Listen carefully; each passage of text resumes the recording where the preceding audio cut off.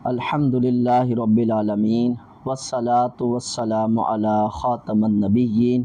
آئیے ہم آپ کو اپنے یوٹیوب چینل پر خوش آمدید کہتے ہیں۔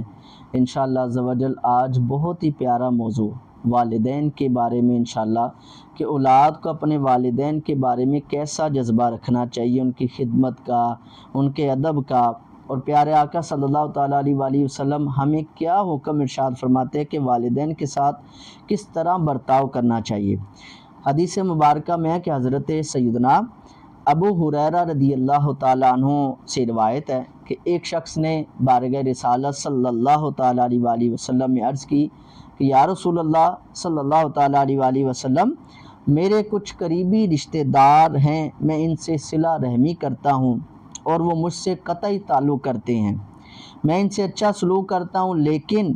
وہ مجھ سے برا سلوک کرتے ہیں، ان کے ساتھ بردباری سے پیش آتا ہوں لیکن وہ میرے ساتھ جارحانہ برتاؤ کرتے ہیں۔ حضور صلی اللہ تعالیٰ علیہ وآلہ وسلم نے ارشاد فرمایا، اگر ایسا ہی ہے جیسے تو نے کہا تو تم نے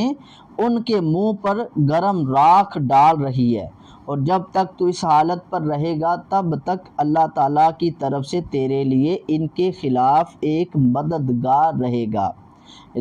دیکھیے رشتہ داروں کے ساتھ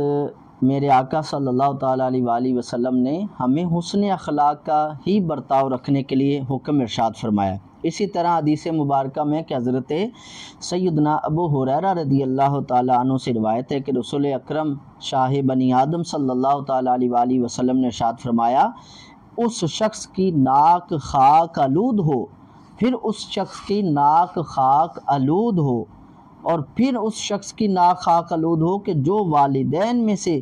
ایک یا دونوں کو بڑھاپے میں پائے اور ان کی خدمت کر کے جنت میں داخل نہ ہو۔ یعنی حضور علیہ السلام نے 3 دفعہ ارشاد فرمایا کہ اس شخص کی ناک خاک آلود ہو، اور کیونکہ وہ بڑھاپے میں جو والدین کو پائے اور پھر جنت نہ حاصل کر سکے۔ اس کا کیا مطلب کہ وہ اپنے ماں باپ کی خدمت نہ کر سکے۔ اب دیکھیے جیسے عید آئی ہے، رمضان ہے، تو والدین کو اولاد کی ضرورت ہوتی ہے۔ آپ والدین کو کچھ تحفہ پیش کر دیں تو وہ کتنے خوش ہوتے ہیں کہ انہوں نے ہمیں بچپن سے لے کر یہاں تک جہاں تک ہم پہنچے ہیں تو یہ انہی کی مہربانی ہے، وہ انہوں نے تو ہر لحاظ سے ہمارا خیال رکھا۔ آج ہم جوان ہو گئے تو ہم اپنے والدین کا کس طرح سے خیال رکھتے ہیں، یہ ضرور سوچنا چاہیے۔ حضرت سیدنا انس رضی اللہ تعالیٰ عنہ سے روایت ہے کہ حضرت ابو طلحہ رضی اللہ تعالیٰ عنہ مدینہ منورہ میں کھجور کے باغات کے لحاظ سے انصار میں سب سے زیادہ مالدار تھے، اور انہیں اپنے اموال میں ایک بہت پیارا باغ یا کنواں بہت پسند تھا، اور وہ مسجد نبوی شریف کے سامنے تھا۔ رسول اللہ صلی اللہ تعالیٰ علیہ وآلہ وسلم اس میں تشریف لے جاتے اور اس کا عمدہ پانی نوش فرمایا کرتے۔ پس جب یہ آیت مبارکہ نازل ہوئی، بسم اللہ الرحمن الرحیم، لن تنالوا البر حتی تنفقوا مما تحبون، ترجمہ، تم ہرگز بلائی کو نہ پہنچو گے جب تک راہ خدا میں اپنی پیاری چیز نہ خرچ کرو۔ تو حضرت ابو طلحہ رضی اللہ تعالیٰ عنہ نے حضور نبی کریم رؤوف الرحیم صلی اللہ تعالیٰ علیہ وآلہ وسلم کی بارگاہ میں حاضر ہو کر عرض کیا، یا رسول اللہ صلی اللہ تعالیٰ علیہ وآلہ وسلم، بے شک اللہ تبارک و تعالیٰ ارشاد فرماتا ہے، اور یہی آیت مبارکہ پڑھی کہ تم ہرگز بلائی کو نہ پہنچو گے جب تک راہ خدا میں اپنی پیاری چیز نہ خرچ کرو، اور مجھے اپنے تمام مالوں میں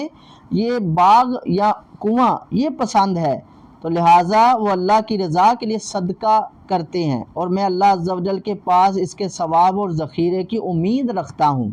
یا رسول اللہ صلی اللہ تعالیٰ علیہ وآلہ وسلم، اس کو اس مصرف میں خرچ کر دیجئے، یعنی جہاں آپ چاہتے ہیں اس کو خرچ کر دیجئے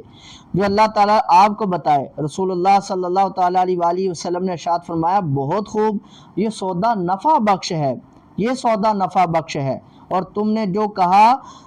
وہ میں نے سن لیا، لیکن میری رائے یہ ہے کہ تم یہ باغ یا کنواں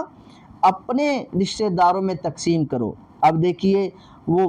مدینے کے جو فقراء ہیں ان کو بھی دیا جا سکتا تھا، لیکن میرے آقا کریم علیہ السلام کی پیاری تعلیم، دین ہمیں کیا تعلیم دے رہا ہے کہ سب سے پہلے اپنے رشتہ داروں میں تقسیم کر دو۔ حضرت ابو طلحہ رضی اللہ تعالیٰ نے عرض کی، یا رسول اللہ صلی اللہ تعالیٰ علیہ وآلہ وسلم میں ایسا ہی کروں گا۔ چنانچہ حضرت ابو طلحہ رضی اللہ تعالیٰ عنہ نے وہ باغ اپنے رشتہ داروں میں اور چچا زاد بھائیوں میں تقسیم کر دیا۔ اب دیکھیے اور جگہ بھی تو اس کو تقسیم کیا جا سکتا تھا، مدینہ شریف میں بھی فقر و فاقہ کی مستی تھی، اور جگہ بھی انصار یا مہاجر صحابہ کرام کو دیا جا سکتا تھا، لیکن میرے آقا علیہ الصلوۃ والسلام نے رشتہ داروں کے معاملے میں ارشاد فرمایا کہ سب سے پہلے آپ رشتہ داروں میں تقسیم کرو۔ تو اللہ تعالی ہمیں اپنے ماں باپ کے ساتھ حسن سلوک کرنے کی، اور حضور علیہ السلام کے صدقے ہمیں اپنے رشتہ داروں کے ساتھ بھی حسن سلوک کی توفیق عطا فرمائے۔ آمین بجاہ النبی الامین صلی اللہ تعالی علیہ وآلہ وسلم۔